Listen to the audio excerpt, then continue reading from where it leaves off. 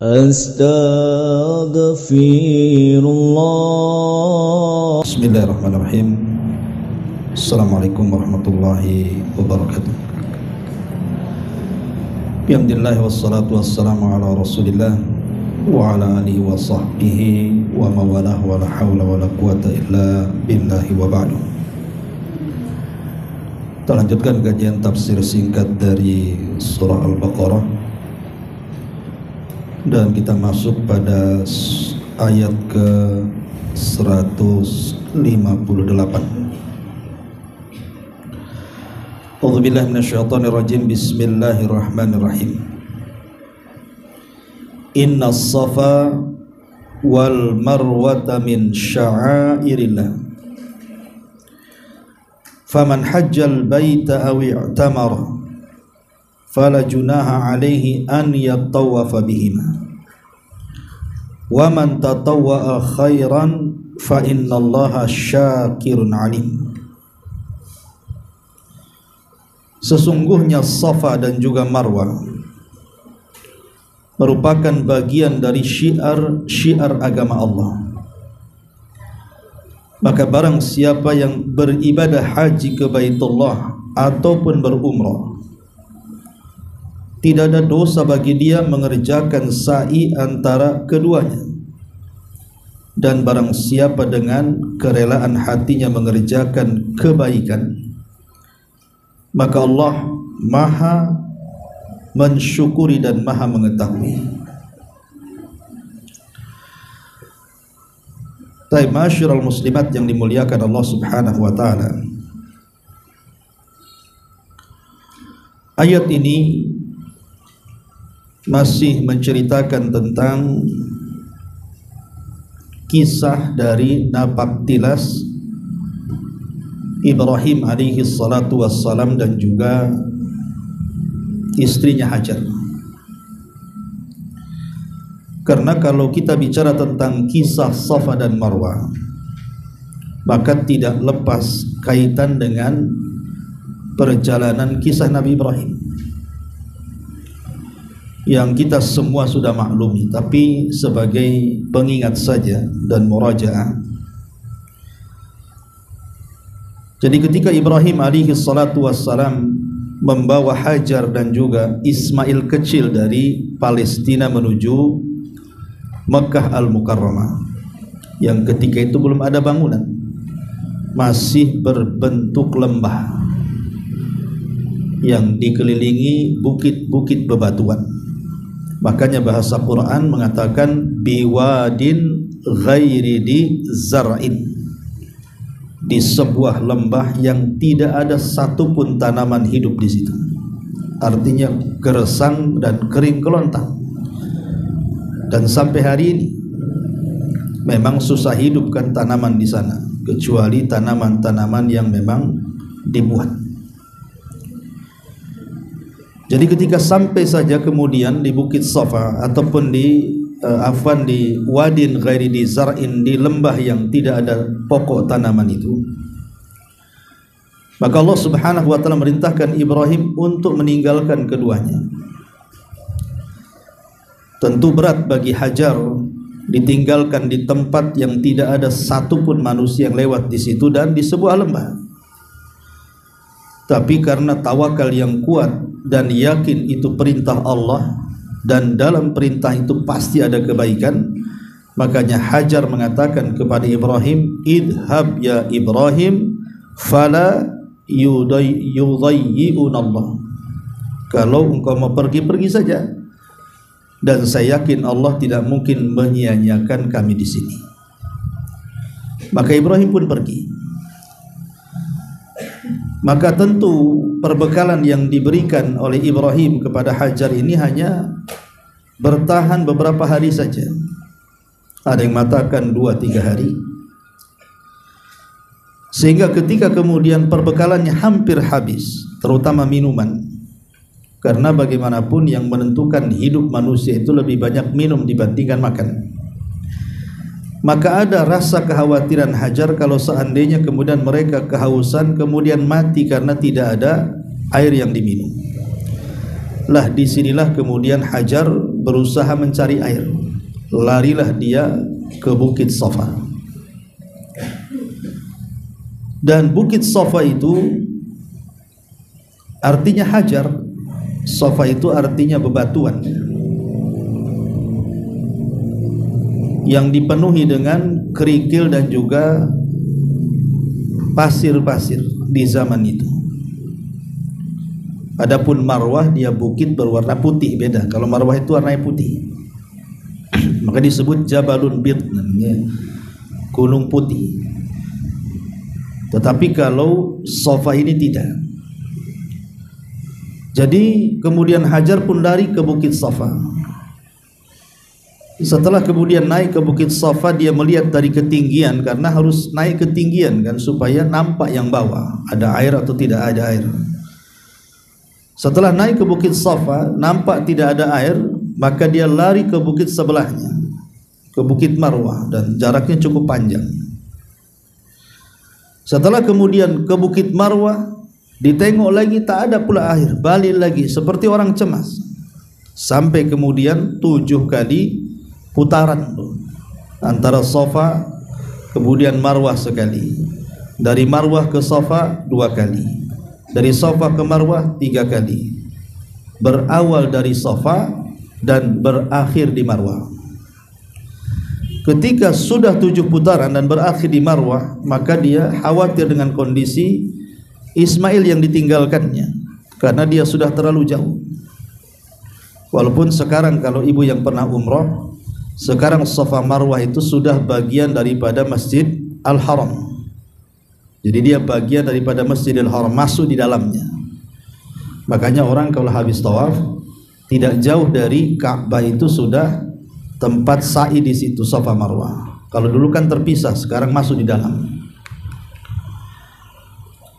Lah ketika kemudian dia sampai saja kepada Ismail, dikejutkan karena di samping Ismail ini datang malaikat Jibril. Kemudian Jibril pun menusukkan satu sayapnya persis di samping kaki Ismail kecil. Disitulah kemudian keluar air yang kemudian disebut Zam-Zam.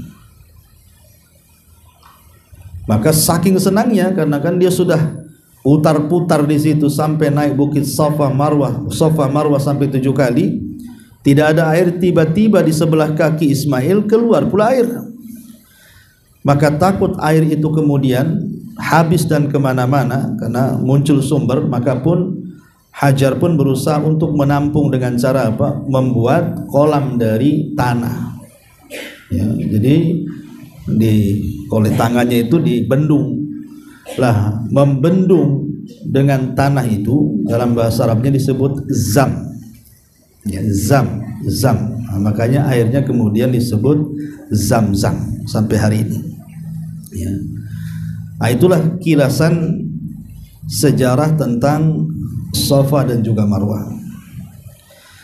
Ma'asyiral muslimat yang dimuliakan Allah Subhanahu wa taala, dan Safa sendiri ataupun Marwah sendiri, 2 bukit ini menjadi sebuah syiar bagi Islam, karena kemudian menjadi salah satu dari manasik haji dan umrah. Setiap yang umrah ataupun haji, maka ada manasik yang disebut dengan sa'i. Jadi sa'i itu berjalan dari arah Safa ke Marwah, kemudian dari Marwah ke Safa balik lagi, kemudian dari Safa ke Marwah lagi, berawal dari Safa dan berakhir di Marwah. 7 kali putaran. Adapun kemudian dalam perjalanan sa'i sendiri, kemudian sekarang oleh kerajaan Saudi dibuat semacam lampu hijau di pertengahannya, ya. Maka itu disebut sunnatur ramli. Ramal itu artinya agak kencang jalannya, ya, semacam lari-lari kecil dari satu lampu ke lampu berikutnya. Dan itu juga bagian daripada sunnah Nabi sallallahu alaihi wasallam. Ini diantara ibadah yang terdapat dalam Safa dan Marwah disebut sa'i. Adapun kenapa kemudian dalam proses haji dan umrah itu ada proses sa'i antara Safa dan Marwah, apa hikmahnya? Ya tidak lain dan bukan ketika kita melaksanakan haji dan umrah, kemudian saat kita sa'i, kita bisa membayangkan begitu jauhnya Safa dan Marwah ketika Hajar mencari air itu. Coba, lelah sekali, ya. Makanya banyak orang yang tidak tahan, terutama yang orang-orang yang sudah lanjut usia atau yang sakit, terpaksa kemudian mereka menggunakan alat bantu, harus didorong gitu pakai kereta kan. Nah, sekarang saya dengar sudah pakai mobil pula. Ada mobil ya sekarang ini untuk jemaah haji, dimudahkan semuanya.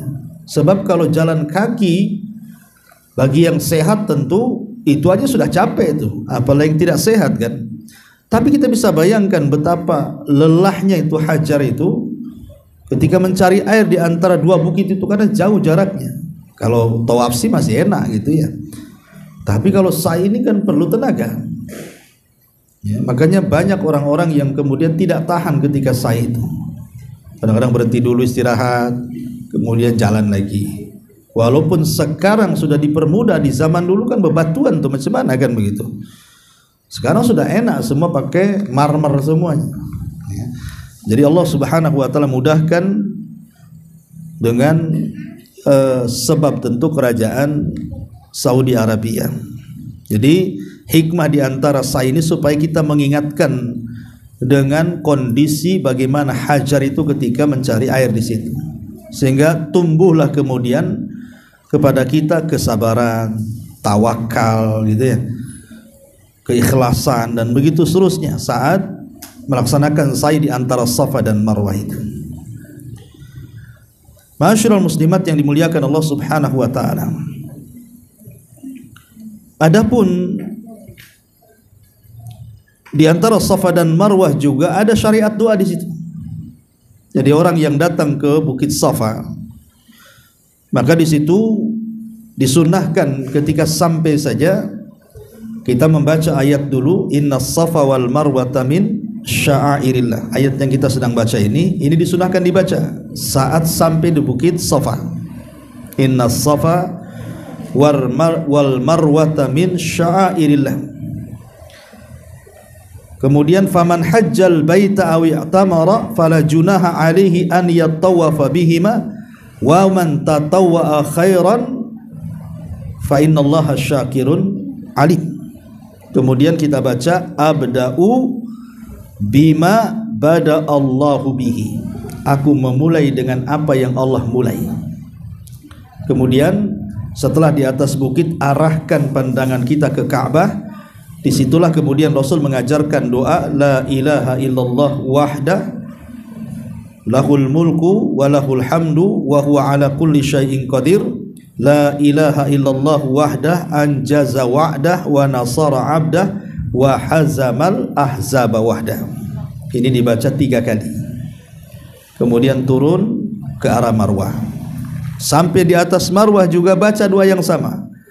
3 kali mengarah ke kiblat dengan mengatakan la ilaha illallah wahdahu la syarikalah lahul mulku wa lahul hamdu wa huwa ala kulli syai'in qadir. La ilaha illallah anjaza wa'dah wa nasara abdah wa hazamal ahzaba wahdah.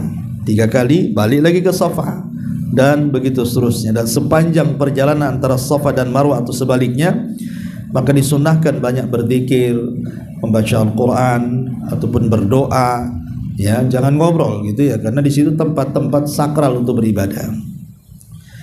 Masyurul muslimat yang dimuliakan Allah Azza wa Jalla, itulah seputar Safa dan Marwah. Nah di sini Allah Subhanahu wa taala mengatakan innas Safa wal Marwata min sya'airillah. Sesungguhnya Safa dan Marwah itu menjadi syiar-syiar Allah, syiar-syiar agama Allah. Sampai sekarang menjadi syiar. Ya. Kemudian Allah mengatakan faman hajjal baita aw i'tamara. Barang siapa yang berhaji ke Baitullah Al-Haram ataupun umrah, fala junaha alaihi an yattawafa bihima. Maka tidak berdosa baginya mengerjakan sa'i di antara kedua bukit itu, maksudnya Safa dan Marwah. Masyarul muslimat yang dimuliakan Allah Azza wa Jalla, sedikit cerita haji. Haji ini bukan syariat pertama yang diajarkan Nabi kepada kita, tapi sebelumnya sudah ada. Karena syariat haji ini sudah ada sejak zaman Nabi Ibrahim. Dialah yang pertama kali mensyariatkan haji atas perintah Allah. Jadi selesai Ibrahim dan juga Ismail membangun Ka'bah, maka Allah Subhanahu wa taala perintahkan Ibrahim untuk menyeru manusia agar manusia datang ke Baitullah Al-Haram. Ketika itu Ibrahim merasa berat. Kenapa? Karena kalau dia harus menemui semua orang satu dunia ini untuk mengajak manusia haji, butuh bertahun-tahun untuk keliling dunia kan, mencari orang-orang supaya haji ke Baitullah. Sehingga Allah Subhanahu wa taala mengatakan kepada Ibrahim, dan ini mukjizat Ibrahim. Kata Allah, aku tidak menyuruh engkau untuk berjalan, tetapi aku suruh engkau berteriak. Jadi Ibrahim itu cukup berteriak di samping Ka'bah, arahkan ke arah barat, timur, utara dan selatan. Nanti Allah yang akan menyampaikan suara ke ujung-ujung barat, timur, utara dan selatan itu. Dan ini mukjizat. Ya, inna 'alaikan nida wa 'alainal balag, kata Allah. Engkau hanya berteriak saja, kami yang akan menyampaikan suaramu.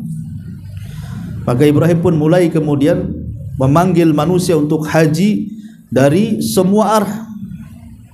Ya ayuhan nas, wahai manusia, hajilah kalian ke sini. Ya, diseru dan suara Ibrahim menggelegar satu dunia, masuk ke hati-hati semua manusia, semua binatang, semua malaikat, bahwa sejak itulah terjadi ibadah haji. Lah, adapun dalam Islam sendiri, ibadah haji ini menurut pendapat yang sahih wallahu alam itu terjadi pada tahun 9 setelah hijrahnya Nabi. Jadi tahun ke-9 Hijriah itulah diwajibkan haji bagi kaum muslimin. Karena di tahun ini turun ayat Al-Quran, masih dalam surah Al-Baqarah, walillahi 'alan nasi hijjul baiti man istata'a ilaihi sabila. Dan kepada Allah lah manusia itu memberikan haknya dengan melaksanakan ibadah haji ke Baitullah bagi yang mampu melakukan perjalanannya.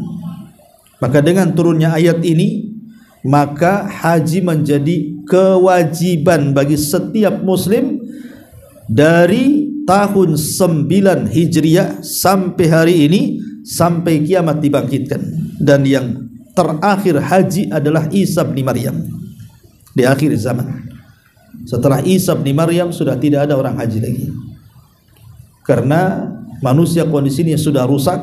Kemudian datanglah manusia dari Habasyah yang bernama Dzu Suwaiqataini, kemudian menghancurkan Ka'bah rata dengan tanah dan mengambil pembendaharaannya.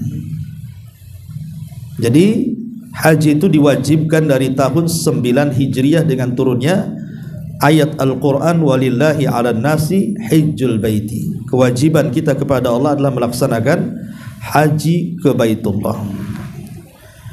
Adapun hukum haji sendiri ma'ruf, dia adalah sebuah kewajiban, satu di antara 5 rukun Islam. Kalau orang mampu dan tidak berangkat haji, belum sempurna Islamnya, karena haji itulah penyempurna rukun Islam. Sebab kalau ibadah-ibadah yang lain masih bisa kita kerjakan di tempat kita, syahadat kita bisa kerjakan di tempat kita, sholat, zakat, puasa, tapi haji tidak bisa. Haji harus ke Baitullah, sehingga memang memerlukan bukan hanya sekedar biaya, tapi juga memerlukan tenaga dan keikhlasan. Ya, jangan nunggu panggilan. Kalau nunggu panggilan nggak dipanggil-panggil nanti. Kamu sudah kaya, sehat, kenapa tak haji? Nunggu panggilan Ustaz katanya. Raja Salman nggak akan manggil-manggil. Ya, berangkat saja. Kamu tuh sudah dipanggil dengan adanya harta, dengan adanya sehat badan, itu sudah terpanggil, apalagi mau manggil, mau nunggu panggilan siapa lagi kan gitu. Jadi kalau sudah cukup hartanya, sudah cukup juga kesehatannya, insya Allah tidak ada masalah, berangkat. Karena ini ibadah fisik masalahnya.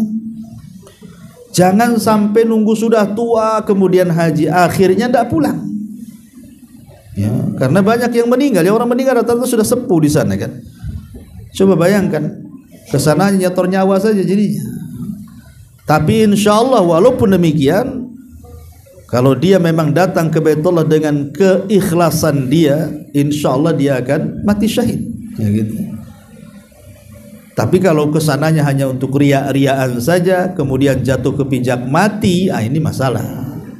Untuk apa ngabisin biaya kalau hanya untuk ria-riaan saja? Makanya memang diperlukan ilmu, bukan hanya sekedar biaya dan tenaga, lebih daripada itu ilmu dan keikhlasan, supaya kalau terjadi apa-apa pun husnul khatimah, gitu maksudnya. Baik, masyarul muslimat yang dimuliakan Allah Azza. Makanya kemudian para ulama ketika membahas apakah haji itu kewajibannya alal fauri atau alat tarakhi, dalam ilmu usul fikih, yang namanya sebuah perintah itu kan ada dua macam. Ada yang sifatnya al-fauri, bergegas, perintah laksanakan. Ada namanya tarakhi, ya memang perintah tetapi boleh diakhirkan, tidak harus hari ini juga atau besok, bisa diakhir-akhirkan kapan saja.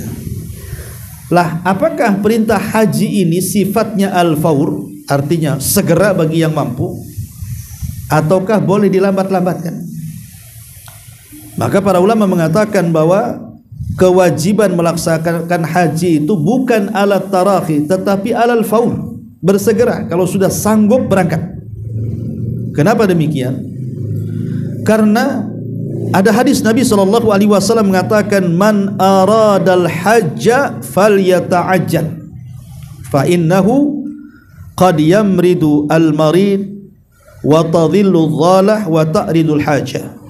Bagi yang hendak haji, kata Rasul, segera berangkat, karena terkadang orang itu tertimpa sakit, terkadang orang itu tertimpa bangkrut, terkadang orang itu tertimpa hajat-hajat yang menghalangi dia untuk berangkat. Kan kita tidak tahu. Makanya kalau sudah punya uang, sudah cukup, kemudian punya kesehatan, sanggup berangkat di jalan, berangkat. Nanti kalau dinanti-nanti, tahu-tahu hartanya habis, tahu-tahu dia sakit, bolak-balik ke awal boros, habislah di situ duitnya. Ya, ataupun tiba-tiba kemudian berangkasnya dicorong orang, atau tiba-tiba mungkin anaknya kenapa-kenapa, akhirnya untuk biaya anak habis akhirnya. Padahal orang yang haji itu, Bu, kata Nabi SAW, yanfiyanil faqra, haji dan umrah itu bisa menghilangkan kefakiran. Artinya biaya yang sudah kita kumpulkan dan kita habiskan untuk haji itu Allah ganti nanti, itu maksudnya. Karena di antara sebab kekayaan itu adalah haji dan umrah. Pasti diganti, nggak mungkin nggak diganti. Karena Rasul yang mengatakan yanfiyanil faqra tabi'u al-umrata wal hajj, kata Rasul, fa innahuma yanfiyani al-faqra. Ikutilah haji dengan umrah kalian, karena haji dan umrah itu bisa menghilangkan kefakiran, kata Nabi. Jadi jangan takut, pasti Allah balikan tuh uangnya, bagaimanapun caranya, ya. Jadi kewajiban haji itu alal faur, bersegera, bukan dilambat-lambatkan. Ma'asyiral muslimat yang dimuliakan Allah Azza wa Jalla. Adapun haji sendiri adalah wajib seumur hidup satu kali. Haji wajib seumur hidup satu kali. Kalau seandainya kemudian ada peluang lagi untuk berangkat haji kedua kali, ketiga kali, keempat kali, maka hukumnya sunnah, bukan wajib. Jadi yang wajib itu haji pertama saja. Makanya ada kemudian polemik para ulama, sama dengan umroh juga. Pendapat yang kuat umroh itu wajib sama dengan haji, tapi seumur hidup sekali saja. Kalau kita bisa umroh 2 kali, 3 kali, maka kedua, ketiga, keempat dan seterusnya itu hanya sunnah saja. Makanya nanti ada perbedaan hukum antara haji dan umroh pertama dengan haji dan umroh kedua. Salah satunya adalah bicara soal mahram. Ya. Sebagian ulama mengatakan kalau itu haji wajib atau umroh wajib, artinya haji pertama dan umroh pertama, kalau memang tidak ada mahram untuk berangkat, maka dibolehkan atas dasar darurat, ya. Dan itu pun harus melihat keamanan teman-teman yang berada di sekitarnya. Walaupun ada sebagian ulama pun kencang, walaupun haji pertama tetap ada mahram kan. Tapi kalau haji kedua atau umroh kedua, ketiga dan begitunya, maka tidak ada lagi darurat karena dia pernah haji kan. Berarti kalau berangkat kedua kalinya harus pakai mahram lagi, atau haji harus pakai mahram. Ya, ini yang jadi perbedaan antara haji pertama, kedua dengan umrah pertama dan yang kedua. Ma'asyiral muslimat yang dimuliakan Allah Azza wa Jalla, adapun keutamaan haji ini banyak sekali, sangat banyak sekali. Salah satunya Nabi SAW dari hadis Abi Hurairah yang dikeluarkan Bukhari Muslim, ketika ditanya tentang amal yang paling afdal, maka Rasulullah SAW mengatakan beriman kepada Allah dan Rasulnya, kemudian berjihad di jalan Allah, kemudian yang ketiga hajjun mabrur, kata Rasul, haji yang mabrur. Lihat bagaimana haji disebut satu nafas dengan iman dan jihad, menunjukkan keistimewaan haji di antara semua ibadah. Kita sering mendengar kalimat mabrur. Apa sih mabrur itu? Ya, semoga bapak atau ibu menjadi haji yang mabrur. Apa definisi mabrur itu? Karena Nabi SAW ketika memberikan hadiah sorga kepada para jemaah haji itu dikaitkan dengan kalimat mabrur. Kata Nabi SAW, al-hajjul mabrur laisa lahul jaza indallahi ilal jannah. Haji yang mabrur itu tidak ada balasan yang pantas kecuali sorga. Pertanyaannya, haji yang mabrur itu seperti apa? Itu maksudnya. Apa semua yang pulang dari haji itu mabrur? Ataukah ada yang mabrur, ada yang tidak mabrur? Ya. Maka kata para ulama, ada beberapa syarat haji itu kalau ingin mabrur. Pertama, an yakuna min malin halalin. Betul-betul berangkat hajinya dari harta yang halal. Memang dari jerih payah dia, keringat dia ingin berangkat haji sehingga dia pontang-panting untuk mencari rizki dan akhirnya ada kelebihan rizki, berangkat dia.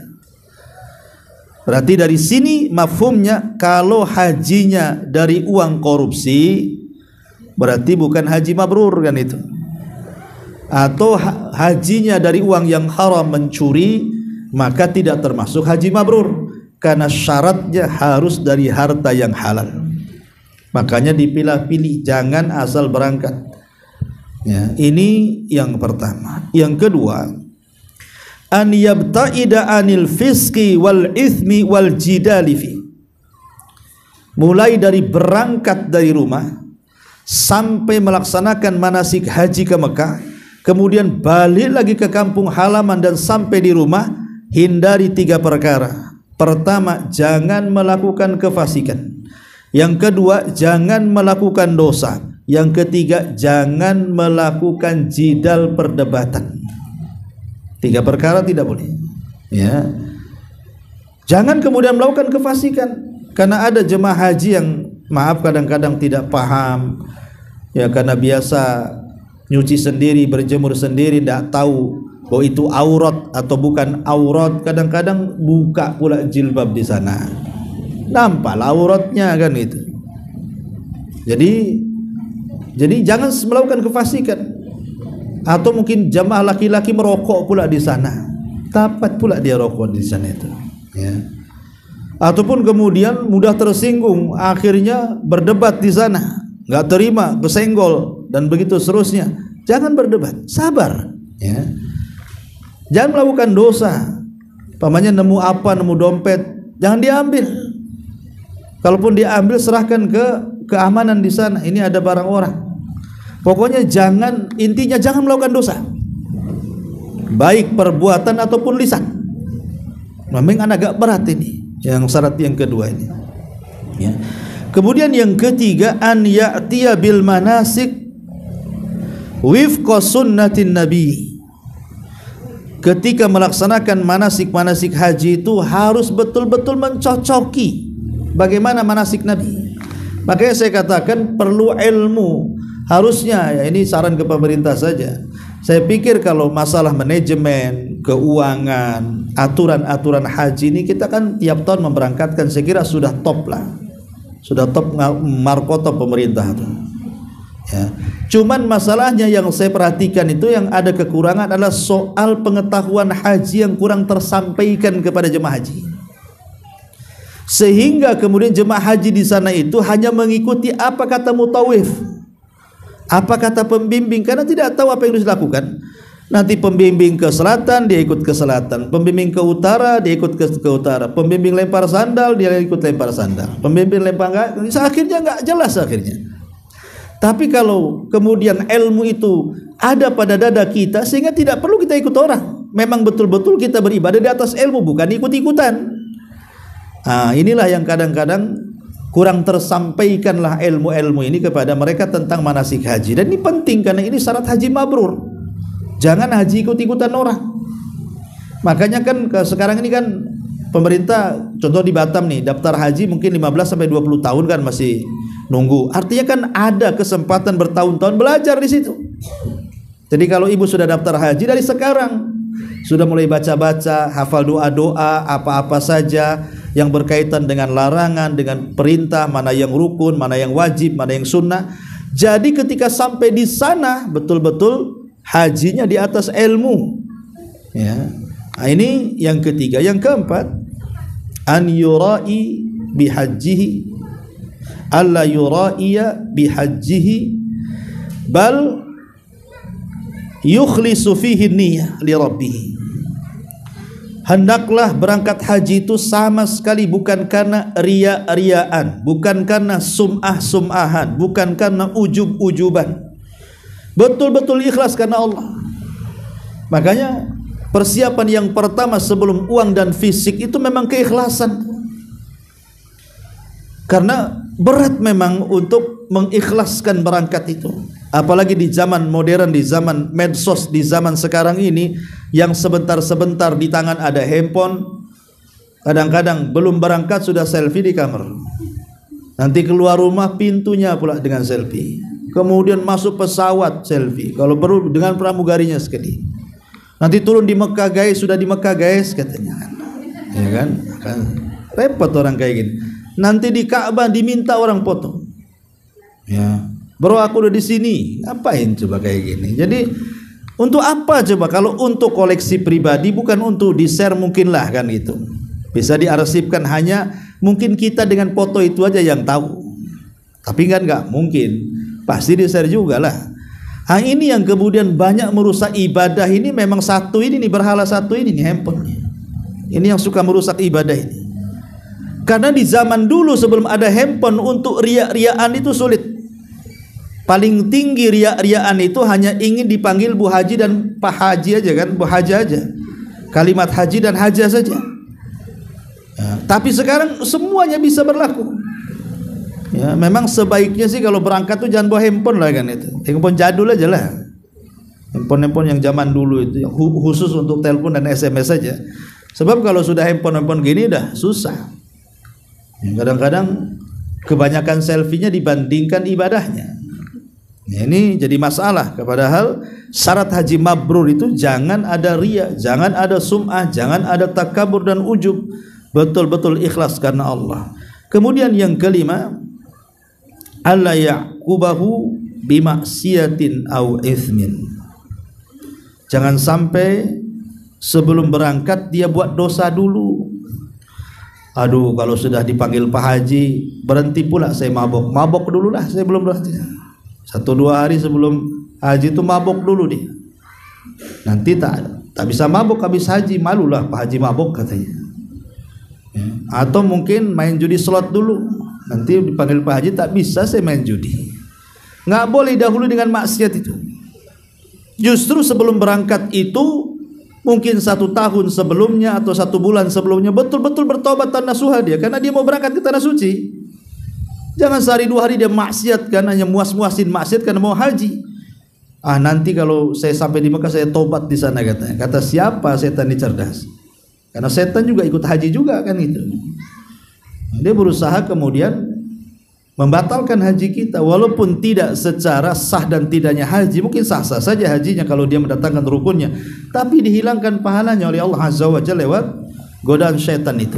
Dan yang terakhir ini yang paling penting, Haji mabrur itu harus ada asar, ada bekas setelah haji.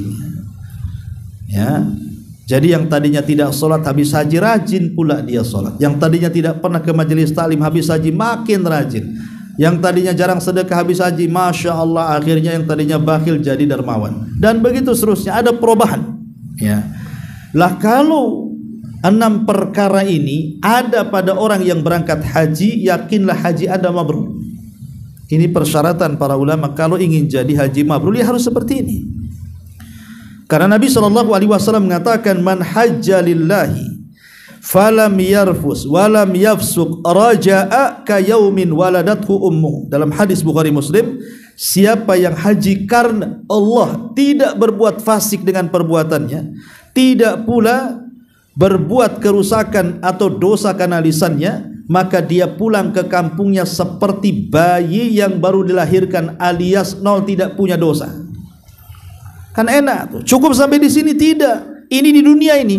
Di akhirat al-hajjul mabrur laisa lahul jaza illal jannah. Bahwa haji yang baik tidak ada balasan yang pantas kecuali surga. Ma'asyiral muslimat yang dimuliakan Allah Azza wa Jalla. Adapun apa sih hikmahnya? Kenapa kita dianjurkan untuk berangkat haji ini? Setelah kita tahu bagaimana keutamaan yang luar biasa bagi haji-haji yang mabrur itu, tentu kan ada hikmah di dalamnya. Pertama hikmahnya, Bu, bahwa safar kita menuju haji untuk melaksanakan ibadah haji itu, hakikatnya kita sedang safar menuju Allah dan negeri akhirat. Karena siapa yang nyangka, siapa yang tahu kita bisa selamat pulang ke kampung, itu kan tidak tahu. Karena itu ibadah fisik. Jangankan haji, banyak anak-anak masih muda gitu ya, yang mungkin punya latar belakang penyakit jantung toh apa, meninggal juga di sana waktu tawaf, waktu sa'i. Ya. Bahkan juga saya pernah dulu bawa jamaah juga sama kan, lupa waktu itu. Dengan Allahyarham Ustaz Adil, itu ada yang meninggal. Suami istri, istrinya meninggal karena rupanya gejala jantung waktu sa'i. Jadi itu masih muda, umurnya 35 tahun waktu itu. Yang ibunya, yang suaminya sudah 40 tahun. Tapi yang meninggal istrinya, rupanya kena serangan jantung waktu sa'i. Jadi kita tidak tahu apakah kita bisa pulang selamat atau tidak. Makanya hikmahnya kita jadikan bahwa haji ini safar menuju Allah, safar menuju negeri akhirat. Ya. Kemudian yang kedua, ya, karena ini safar, yang namanya safar itu kan harus berbekal. Masa safar kosongan? Harus berbekal safar itu. Dan Allah Subhanahu wa taala berfirman, "Wa tazawwadu fa inna khaira zadi taqwa." Berbekalah kalian, karena sebaik-baik bekal ini takwa. Ayat ini turun juga ketika bicara haji. Wa tazawwadu fa inna khaira zadi taqwa itu. Ketika banyak jemaah haji di zaman Rasul dari mana-mana mereka mengeluh karena tidak ada makanan dan begitu seterusnya, maka Allah turunkan, bukan itu bekal yang paling baik, bukan soal kendaraan, soal makanan, bukan, tapi bekal terbaik untuk haji adalah ketakwaan. Jadi betul-betul isi jiwa kita dengan takwa mulai dari berangkat sampai pulang. Kemudian juga ketika kita memakai kain ihram, ini banyak pelajaran kan. Karena kan orang haji ini kalau dia meninggal, dia tidak boleh dikafani kecuali dengan ihram yang melekat di badannya. Bagi laki-laki kan begitu. Hanya ihram yang ihram itulah yang jadi kain kafan dia, cuma 2 helai itu. Dari sini kita tahu bahwa dengan menggunakan 2 kain ihram saat kemudian melaksanakan manasik itu, kita diingatkan dengan kematian di situ. Loh, kita akan mati, diingatkan dengan kematian. Lebih dari itu juga kita diingatkan tentang kesetaraan, bahwa tidak ada beda orang Arab dengan non-Arab, pejabat dengan rakyat, orang kaya dengan orang miskin, laki-laki dan perempuan, semua sama, yang muda yang tua sama di hadapan Allah, karena kan pakaiannya sama semua, harganya pun segitu juga kan itu. Jadi Islam mengajarkan kesetaraan, bukan hanya mengingatkan tentang adanya kematian, ya. Kemudian Islam juga mengajarkan bahwa kita ini setara di mata Allah. Bukan karena Anda keturunan Nabi, saya bukan gitu ya. Atau Anda keturunan siapa, saya bukan. Bukan itu kemuliaan di hadapan Allah itu. Kemuliaan di hadapan Allah hanyalah ketakwaan. Makanya bekalnya tadi harus takwa tadi. Karena supaya Allah takdirkan kita ini kalau meninggal pun di atas takwa ya. Kemudian juga dengan berkumpulnya manusia di apa namanya, di Arafah. Nanti tanggal 9 kan wukuf itu. Hendaklah diingatkan tentang padang mahsyar. Bahwa kita pun akan dikumpulkan oleh Allah di tempat yang luar biasa menakutkannya, sebagaimana juga Allah mengumpulkan manusia banyak ribuan itu di padang Arafah tadi. Cuman bedanya padangnya saja, satu padang Arafah, satu padang mahsyar ya. Nah, kemudian ketika kita membaca labbaik Allahumma labbaik, kemudian labbaik la syarika lak labbaik, itu kan talbiyah, panggilan tauhid. Panggilan tauhid. Jadi datang ke sana itu dalam rangka mentauhidkan Allah, menghambakan diri kita kepada Allah Azza wa Jalla. Jangan melakukan kesyirikan. Karena banyak orang yang melakukan kesyirikan saat melaksanakan haji atau umrah. Kadang-kadang meminta ke Ka'bah, ngusap-ngusap di makam Ibrahim ya. Kadang-kadang kemudian ambil batu di Mina dibawa pulang jadi batu akik. Itu apa aja Bang? Nggak ada, sama aja batu sana dengan batu sini, nggak ada bedanya. Hajar Aswad saja yang jelas-jelas dari sorga itu tidak mendatangkan manfaat dan tidak bisa mencegah madarat. Jangan kira kalau bisa umpamanya lagi sakit menyentuh Hajar Aswad sembuh sakitnya, lagi flu masuk ke Hajar Aswad sembuh flunya, nggak ada. Dia tidak mendatangkan manfaat dan tidak mencegah madarat. Lalu kenapa kita menciumnya? Kita mencium Hajar Aswad itu karena mengikut Nabi. Kalau Nabi tidak cium, ngapain kita cium? Sebagaimana perkataan Umar kan, wallahi inni la a'lamu annaka hajarun la tadur wa la tanfa, falaula anni ra'aitu an-nabiyya sallallahu alaihi wasallam yuqabbiluk ma qabbaltuk, kata Umar. Aku tahu kau hanya batu saja, seonggok batu, tidak pun mendatangkan manfaat, tidak pun mencegah madarat. Kalau aku tidak pernah melihat Rasul mencium kamu, buat apa aku cium kamu, kata Umar. Jadi sekelas Hajar Aswad saja tidak mendatangkan, apalagi batu-batu yang lain, apalagi batu yang ada di Indonesia yang disebut dengan batu petir, ponari dan apa yang dulu itu kan rame-rame itu, nggak ada lagi manfaatnya lah ya. Jadi jangan tertipu dengan batu, karena itu dulu jadikan berhala itu oleh orang-orang musyrik ya. Jadi itu juga diantara hikmahnya, termasuk juga ketika kita haji ini, ketika kita masuk ke Baitullah Al-Haram ya, kemudian Allah Subhanahu wa taala jadikan tempat itu tempat yang aman. Tidak ada tempat yang paling aman di dunia kecuali di Mekah. Abroha saja dihancurkan.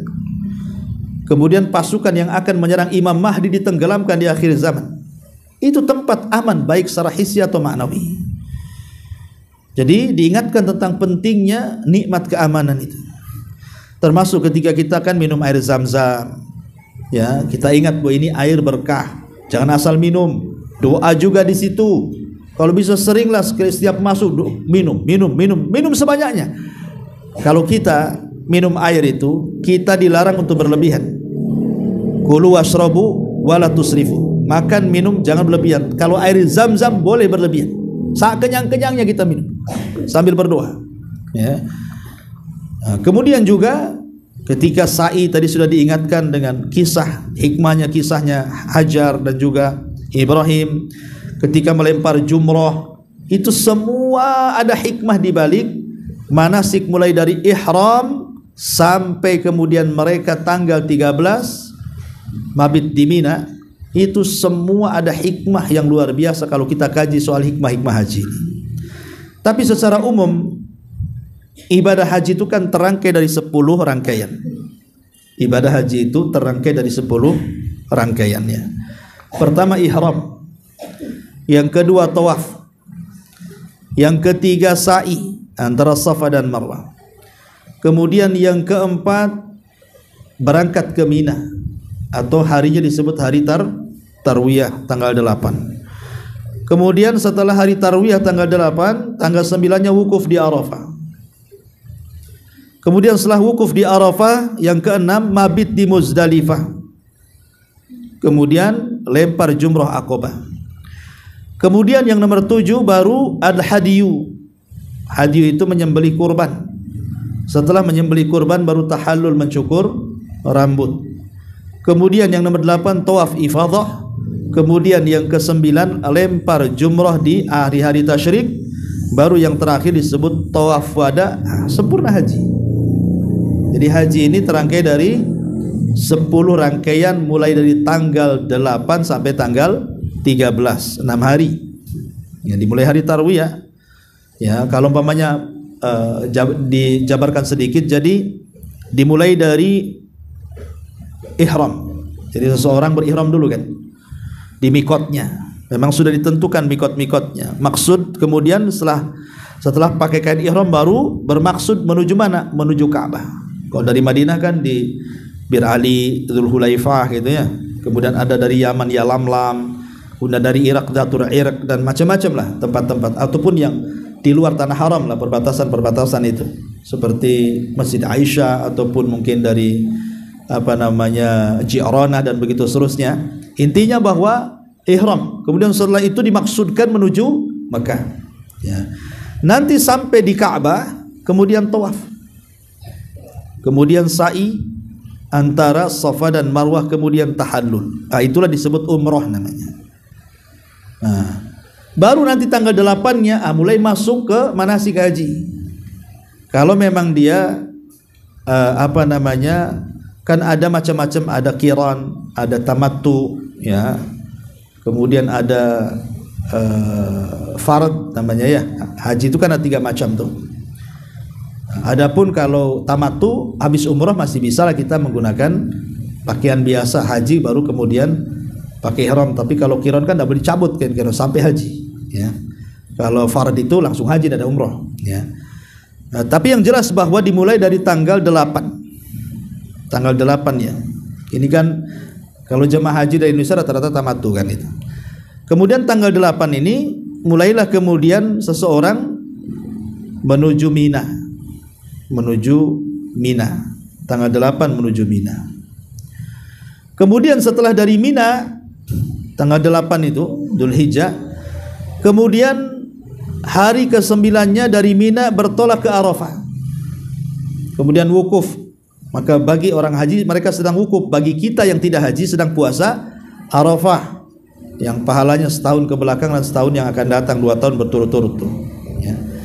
Baru kemudian sebelum terbit matahari, masih hari ke-9, maka bertolak ke Muzdalifah. Di situlah disebut mabit, menginap di Muzdalifah malamnya itu sampai hari ke-10. Baru kemudian di situ ada lempar jumrah Aqabah, kemudian ada penyembelihan haji, kemudian ada cukur rambut baik botak ataupun memendekkan, kemudian tawaf. Ini semua dilakukan di Masjidil Haram, balik ke Mekah. Ya, setelah dari Muzdalifah balik ke Mekah. Itulah prosesi-prosesi yang tadi itu ada di sekitar Mekah gitu ya.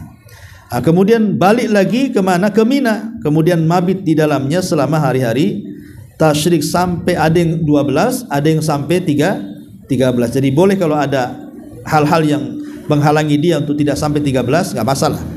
Ya, tapi kalau sebaiknya disempurnakan sampai hari ke 13, dari mulai tanggal 8, 9, 10, 11, 12 dan 13. Baru kemudian balik ke Mekah, kemudian tawaf wada, artinya selesai ibadah haji di situ.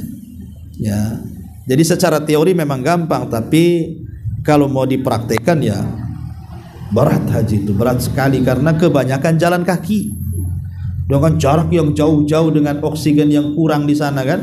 Di sini kan normal oksigen kita ini karena banyak tumbuhan, ya, banyak pohon, jadi normal. Di sana itu kan mudah capek karena memang kurang oksigen, karena jarang tumbuhan di sana kan. Sudah jarak jauh, oksigennya kurang kan, itu berdesak-desakan manusia, nggak kebayang. Nah, tapi bagi orang yang ikhlas itu sebuah kelezatan. Itulah maksudnya ibadah itu. Bagi orang yang ikhlas, yang ingin menyempurnakan rukun Islam, itu sebuah kelezatan, walaupun harus seperti itu. Tapi bagi yang tidak ada keikhlasan, itulah kadang-kadang berat bagi mereka kemudian melaksanakan haji, ya. Wallahu a'lam. Ini diantara seputar keterangan ayat dari Al-Baqarah 158. Taib, sampai di sini kita buka tanya. Tanya jawab dulu, silakan. Assalamualaikum warahmatullahi wabarakatuh. Waalaikumsalam. Ustaz, kemarin ada yang coba bertanya dan minta disampaikan, yaitu tentang mabit di Musdalifah. Apakah mabit di Musdalifah ini harus berada di dalam tenda? Bagaimana jika mereka itu hanya berada di dalam bus beberapa jam saja? Ya, alhamdulillah. Yang harus dipahami, Bu, bahwa haji itu kan ada rukun, ada wajib, ada sunnah, ya kan? Adapun rukun haji satu, wukuf, nggak boleh ditinggalkan wukuf. Kalau tidak wukuf tidak sah hajinya. Ini satu. Yang kedua, tawaf ifadah, harus tawaf ifadah. Kemudian yang ketiga, ihram. Kemudian sa'i di antara Safa dan Marwah. Ini rukun haji, nggak boleh ditinggal. Ya, wukuf di Arafah, karena Rasul mengatakan al-hajju Arafah. Yang kedua, tawaf ifadah. Yang ketiga, sa'i di antara Safa dan Marwah. Yang keempat, ihram. Satu saja di antara empat perkara tidak dilaksanakan, tidak sah hajinya, karena rukun masalahnya. Ya. Yang kedua, wajib haji. Apa sih wajib haji? Satu, wajib haji itu wukuf di Muzdalifah. Yang kedua, mabit di Mina. Yang ketiga, tawaf wada. Yang keempat, lempar jumroh. Jadi 4 juga wajib haji ini. Ya, tentu hukumnya di bawah rukun. Ya. Lah ada namanya sunnah-sunnah. Kalau sunnah-sunnah ini tidak dilaksanakan pun tidak pengaruh, tapi dilaksanakan dapat pahala namanya. Nah, di antaranya tawaf kudum, tawaf kedatangan. Datang aja langsung tawaf. Itu namanya tawaf kudum. Ya. Kemudian tawajjuh ila Mina. Jadi tanggal 8 mengarah ke Mina. Nanti tanggal dari Mina tanggal 9-nya ke Arafah. Kadang orang tidak mau dari Mekah langsung ke Arafah, tidak mau ke Mina, jadi bertolaknya itu dari tanggal 9. Ya tidak masalah, tapi kan sebaiknya ke Mina kan, karena itu sunnah. Walaupun tidak ada masalah dengan hajinya kan. Tapi kan kebanyakan jemaah Indonesia dari kita ini kadang-kadang tidak ada ke Mina tanggal 8 itu, hari Tarwiyah itu. Langsung dia ke Arafah kebanyakan. Hanya segelintir orang aja lah yang kemudian ke Mina itu. Ya, padahal ini bagian daripada sunnah. Ya. Nah, kemudian juga tawaf kudum, kemudian mengarah ke Mina pada hari ke-8 Dzulhijjah, ya.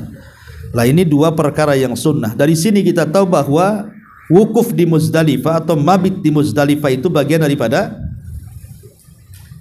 wajib. Ya. Jadi bukan perkara enteng. Kalau sunnah saja sih tidak ada masalah kan gitu. Nah, karena ini masuk dalam kewajiban, maka sebaiknya turun dari bas. Karena bukan di situ tempatnya kan gitu ya.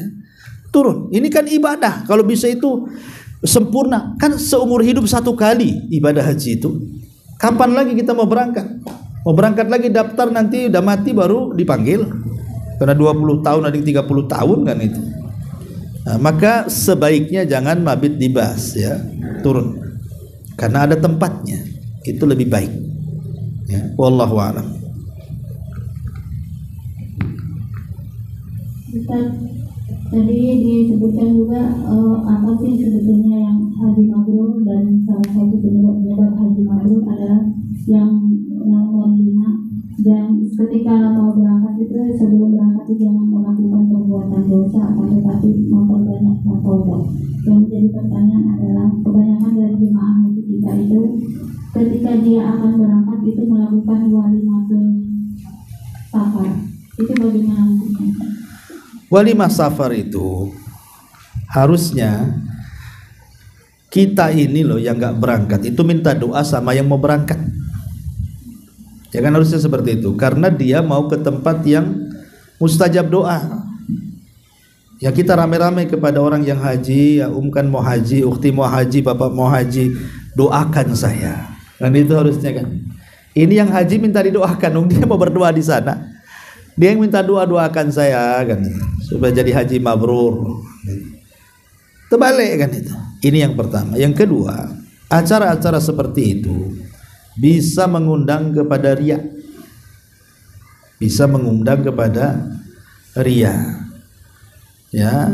Bagaimana tidak riya kan? Akhirnya semua orang tahu kan dia haji. Saya dulu di Center Point punya tetangga dokter. Ya. Itu enggak tahu tetangga itu kalau dia berangkat haji ke umrah itu udah botak aja. Jadi nggak ada yang tahu kapan walimahnya, kapan ini. Cuman kadang-kadang kalau ditanya pembantunya kemana bapak, lagi pulang kampung, padahal lagi ke Mekah tuh. Ya kan, saya salut tuh sama Pak Dokter, masih hidup, udah meninggal, ada tua waktu itu, dokter anak. Ya. Jadi sampai seperti itu. Harusnya kan disembunyikan, kan ini ibadah kan. Ya, cukuplah Allah yang tahu. Jadi kalau ada walimah seperti ini ya takut mengarahkan ke perbuatan riya tadi. Yang ketiga memang tidak ada contohnya. Tidak ada contohnya. Orang berangkat haji itu ada walimah haji, walimah umrah, tidak ada sama sekali. Ya, kalaupun mau buat walimah itu ya mungkin pulang dari haji syukuran lah kan itu. Kalau mungkin lah hanya makan-makan, kalau dia bisa selamat, bisa melaksanakan haji sampai di rumah ya ngundang beberapa orang makan-makan ya syukuran saja. Namanya tahadus bin nikmah namanya kan gitu. Tapi kadang-kadang tahadus bin nikmah juga kadang-kadang bisa memasukkan kita ke riya.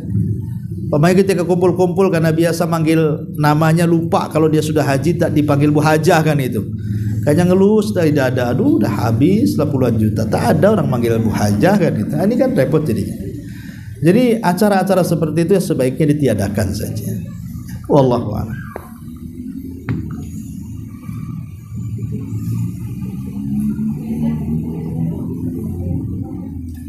Belakang.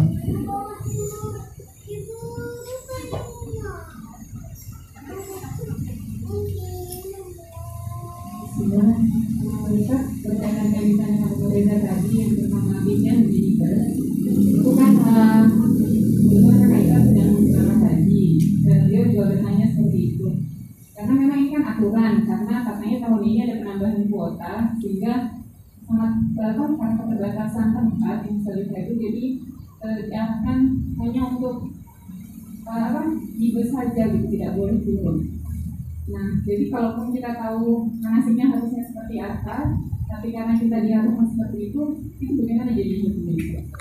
Terus satu lagi, tahun lalu juga ada teman yang berangkat haji, kemudian membayar dam karena sama itu. Penyembelihannya kan harusnya dimulai sebelum bisa dirasa apa ya? Ya harus 10, kalau sebelum 10 nggak boleh. Sampai hari terakhir ya. Nah, ini karena dia kolektif. Lalu di sini melewati hari tasyrik itu bagaimana hukumnya?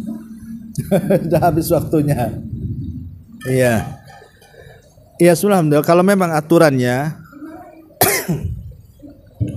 ya kita kan berpatokan dengan hukum bahwa mabit di Muzdalifah harus di Muzdalifah, ada tempatnya sendiri.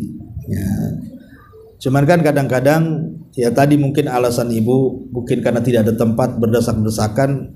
Ya walaupun kalau diusahakan bisa juga sebenarnya kan itu ya. Walaupun desak-desakannya pun bisa sebenarnya. Cuman kadang-kadang dengan ada hal-hal yang kita tidak tahu juga. Kenapa kemudian membuat kebijakan seperti itu kan gitu. Ya insya Allah tidak ada masalah dengan hajinya.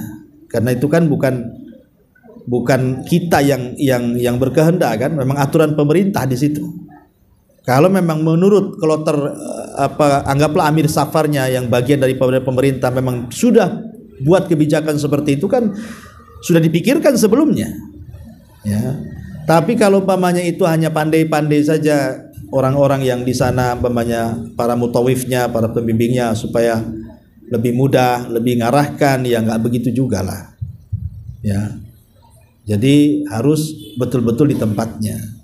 Wallahu a'lam ya, kalau darurat seperti itu ya insya Allah tidak ada masalah. Yang penting kan dia sudah mabit di Muzdalifah kan. Ya menginap di Muzdalifah, mabit itu artinya menginap di Muzdalifah. Wallahu a'lam. Ya.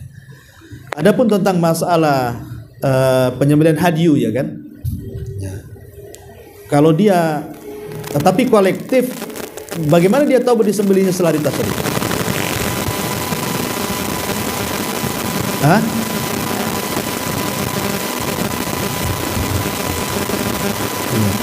Ya kalau seandainya mereka penyembelih seperti itu dan kita sudah meniatkan memang aturan seperti itu tidak ada masalah, karena kan kita ketika membayarkan kan masih dalam masuk di hari-hari yang boleh menyembelih.